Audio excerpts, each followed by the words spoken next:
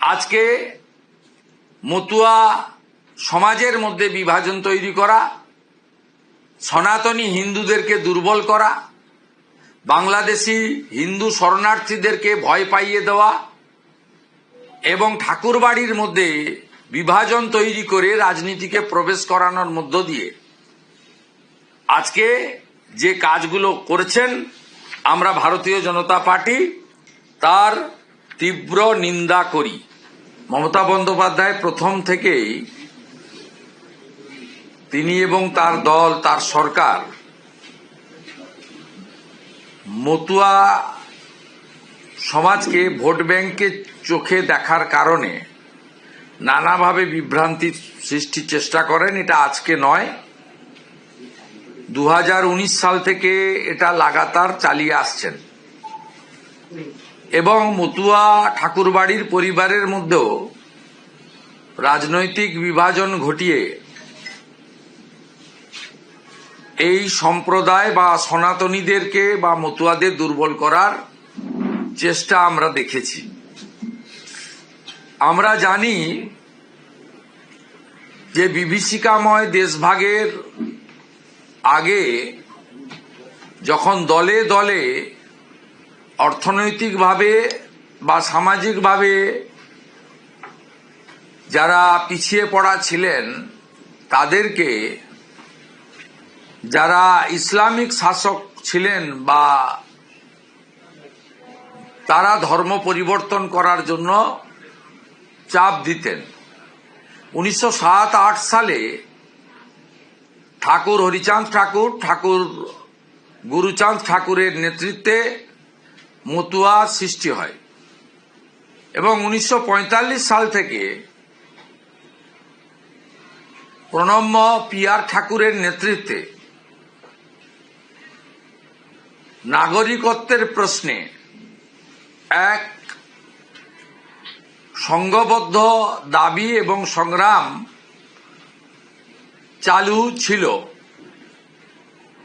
এবং বিভিন্ন সময় পশ্চিমবঙ্গে যারা শাসন করেছেন, কখনো কংগ্রেসের সময়কাল, কখনো বামফ্রন্টের সময়কাল, তারা এদের প্রতিশ্রুতি দিয়েছেন এবং দেশেও যারা ক্ষমতায় ছিলেন তারাও অনেক সময় প্রতিশ্রুতি এদের দিয়েছেন, কিন্তু কেউ পূরণ করেননি। 19 সালে লোকসভা নির্বাচনের প্রাক্কালে ভারতীয় জনতা পার্টির প্রার্থী শান্তনু ঠাকুরের সমর্থনে সভা করতে এসে দেশের প্রধানমন্ত্রী বলে গেছিলেন যে আমরা যদি এবারে ক্ষমতায় আসি, আমরা সিটিজেন অ্যামেন্ডমেন্ট অ্যাক্ট সিএএ নাগরিকত্ব সংশোধনী বিল আমরা এনে আপনাদেরকে সহ নাগরিক বা সমনাগরিকের মর্যাদা দেব। তিনি তার কথা রেখেছেন এবং নাগরিকত্ব দিয়েছেন। সেই সময়কালে যখন গোটা ভারতবর্ষ সিএএ কে সমর্থন জানিয়েছে, কোথাও কোনো প্রতিবাদ হয়নি, প্রথম সিএএ কে ক্যাকা ছি ছি বলে কলকাতার উত্তরের সিথির মোড় থেকে শ্যামবাজার পাঁচমাথার মোড় পর্যন্ত মমতা ব্যানার্জি মিছিল করেছিলেন যে এই সিএএ মানে এনআরসি, এতে মুসলিমদেরকে ভারতবর্ষ বা পশ্চিমবঙ্গ থেকে বের করে দেওয়া হবে এবং যারা রয়ে যাবেন তাদের ডিটেনশন ক্যাম্পে পাঠানো হবে। এবং তিনি আগুনটা লাগিয়েছিলেন। তার ফলশ্রুতিতে এই ওয়াকফ অ্যামেন্ডমেন্ট বিলের যে হরগোবিন্দ দাস চন্দন দাসের পরিণতি, সেই 19-এও কিন্তু মালদার শামসি থেকে মুর্শিদাবাদ জেলার হাজারদুয়ারি এক্সপ্রেস পোড়ানো থেকে, রেল লাইন ওপড়ানো থেকে, বেলডাঙ্গা রেজিনগরের রেল স্টেশনে আগুন লাগানো থেকে, নবান্নর ঢিলছোড়া দূরত্বে সাঁতরাগাছিতে লাইন দিয়ে 37টা বাস পুড়িয়ে দেওয়া থেকে শুরু করে উলবেড়িয়াতে ভেলোর থেকে আসা করমণ্ডল এক্সপ্রেসে পাথর বৃষ্টি থেকে শুরু করে নানা ঘটনা আপনারা দেখেছেন এবং তার ভুল বুঝানোতে তৎকালীন বিশেষ করে সংখ্যালঘু মুসলিমরা ভুল বুঝেছিলেন, তাদেরকে সিদ্দিকুল্লাহ চৌধুরীরা রাস্তায় নামিয়েছিলেন। অনেক সরকারি সম্পত্তি ক্ষয়ক্ষতি, সাধারণ মানুষের অসুবিধা, পারস্পরিক ভ্রাতৃত্বের বন্ধনে ফাটল ধরা, এরকম অনেক ঘটনা পশ্চিমবঙ্গে ঘটেছিল। এবং 20 সালে আপনার করোনা বা কোভিড আসার জন্য সিএ রুল কার্যকর হলো না এবং 21-এর বিধানসভা ভোটে মুসলিম জনগোষ্ঠীকে এনআরসি সিএ কে এনআরসি বলে শতকরা 90% বেশি মুসলিম ভোটকে পকেটে পুরে উনি ক্ষমতায় এলেন। তারপরে 2024-এর 6 মার্চ সিএ এর রুল চালু হয়ে গেল।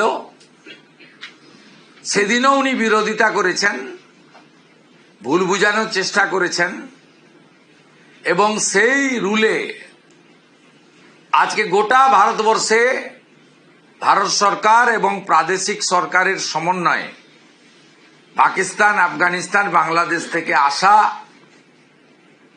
হিন্দু, শিখ, খ্রিস্টান, জৈন, বুদ্ধিস্ট, পার্সিরা তারা নাগরিকত্বের মর্যাদা ভারতবর্ষে পেতে শুরু করে। অন্যান্য রাজ্যে অ্যাপ্লিকেশনগুলো 90% প্রায় রিজলভ হয়ে গেছে, সিটিজেনশিপ সার্টিফিকেট তারা পেয়েছে। এই রাজ্যের ক্ষেত্রেও প্রায় 60,000-এর অধিক দরখাস্ত আছে এবং ইতিমধ্যে 1,000-এরও বেশি তারা সার্টিফিকেট পেয়েছেন এবং প্রত্যেক দিনই শুনানির মাধ্যমে প্রক্রিয়া মেনে দ্রুত শুনানির কাজ ত্বরান্বিত হচ্ছে এবং অনেকেই পেয়ে যাবেন বা পাচ্ছেন এবং লোকের মধ্যেও ভয় কাটিয়ে লোক সিএতে অ্যাপ্লিকেশন করছে। সিএ কার্যকর হওয়ার পরে প্রমাণ হয়েছে যে এটা এনআরসি নয়, এর সঙ্গে ডিটেনশন ক্যাম্পের কোনো সম্পর্ক নেই। আবার একটা ভোট আসছে, তাই আবার এনআরসির জুজু দেখাতে হবে।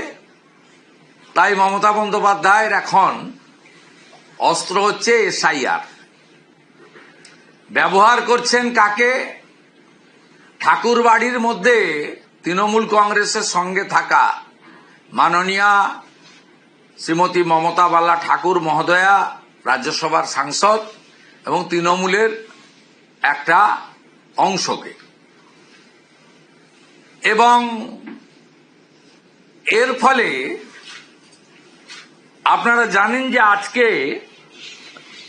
আমাদের কেন্দ্রীয় রাষ্ট্রমন্ত্রী সাংসদ শান্তনু ঠাকুরের বাড়িতে তৃণমূলের কিছু লোক হামলা করতে গেছিল।